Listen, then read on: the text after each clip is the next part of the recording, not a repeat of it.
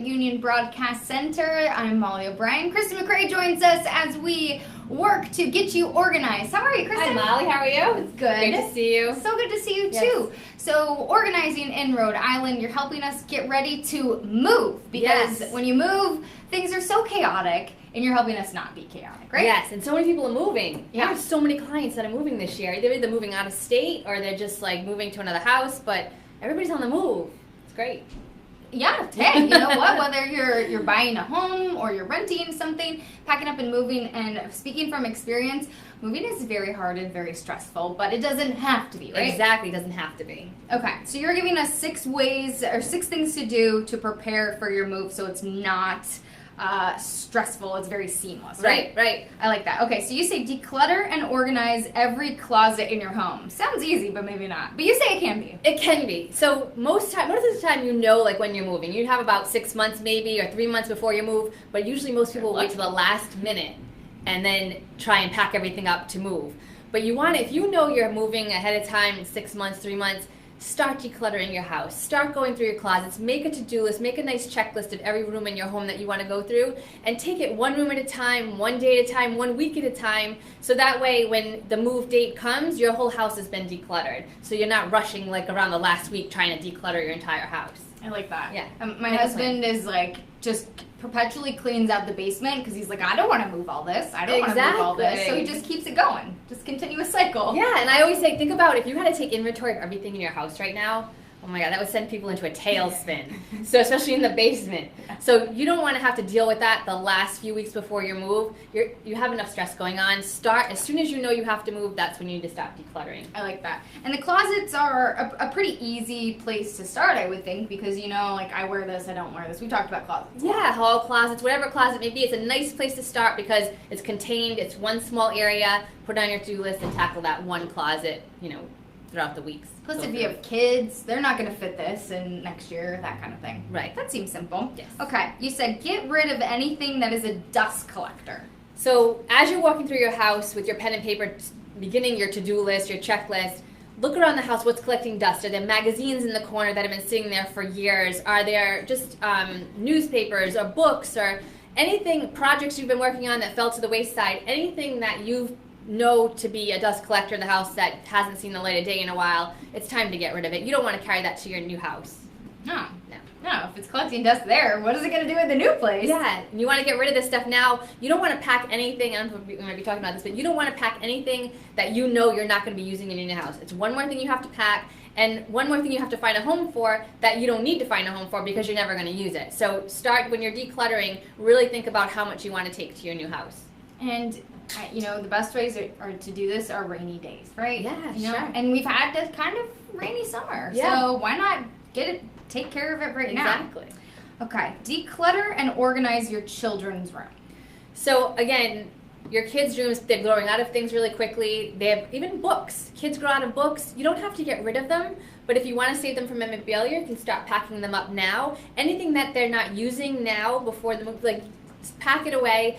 Again, one last thing, you want to really be prepared for this move. And I have clients that will call me last minute, we're moving next week, I need to get the house packed up, where it's like, all right, let's break this process down, breathe a little bit. But you want to start now packing up anything you know you're not going to use. Your holiday, like Christmas, Halloween, if you're not going to be in your house during that time, start packing all that stuff up, label those bins, so when the movers come in, it's a matter of just taking that stuff out.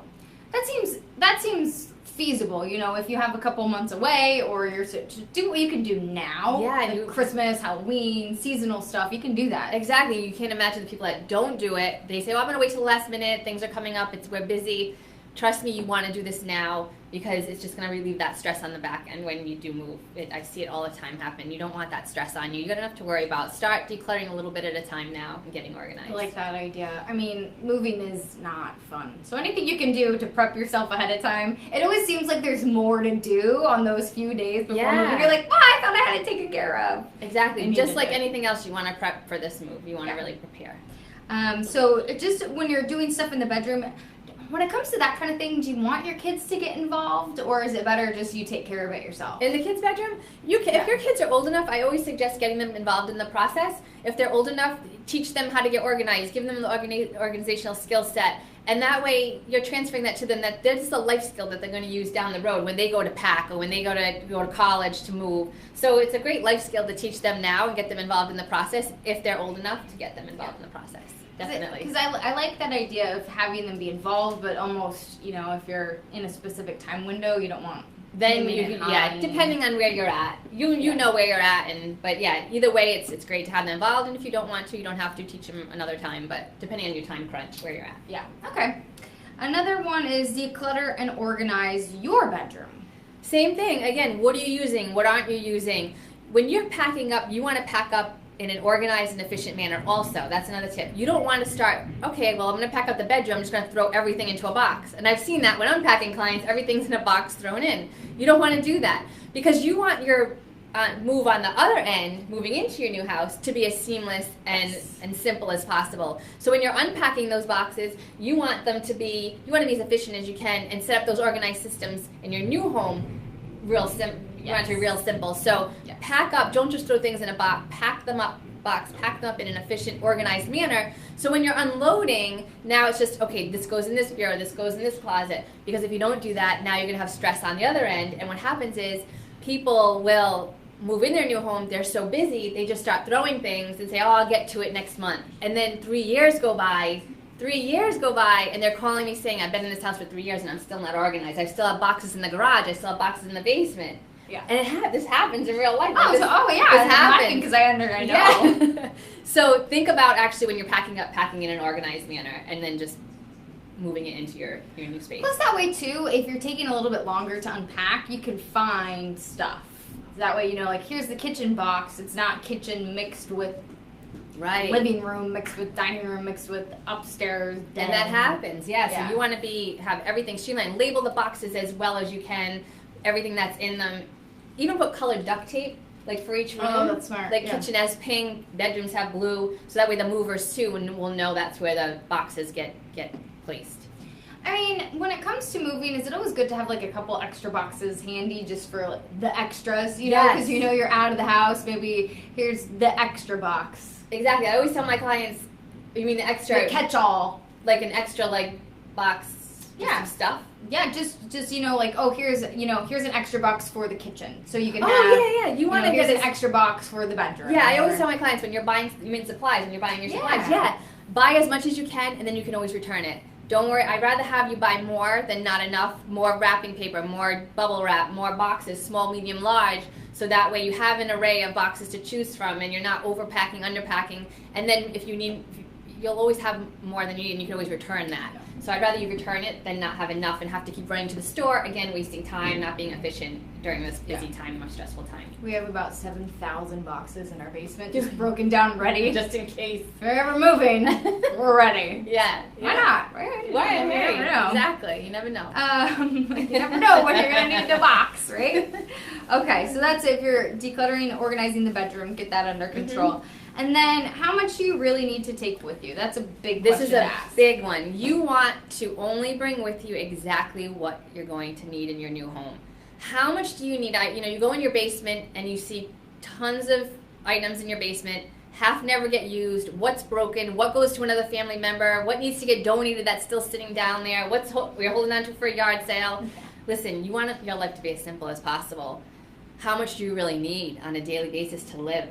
Yeah. And how much is weighing on you? Your life is going to be so much easier when you live simple and you live with just what you need and just what you have. Everybody today is living with an abundance of things that they don't need.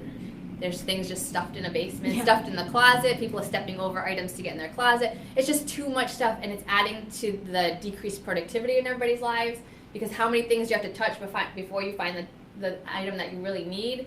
So it's a lot. I want you to think about how much you really need, how much you're living with, how much you're using on a daily basis, and how much aren't you, and what needs to come with you.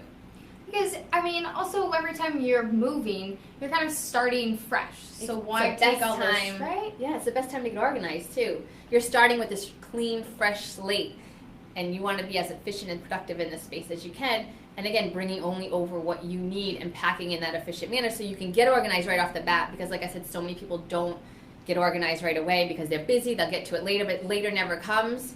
And they're still living in a disheveled house, in a chaotic house, where you're just going to tackle it from the get-go when you move in. So those are kind of the 6 steps we need to take when we're moving. Before you move, take those steps. Yes. What are some other just random tidbits you think will be helpful?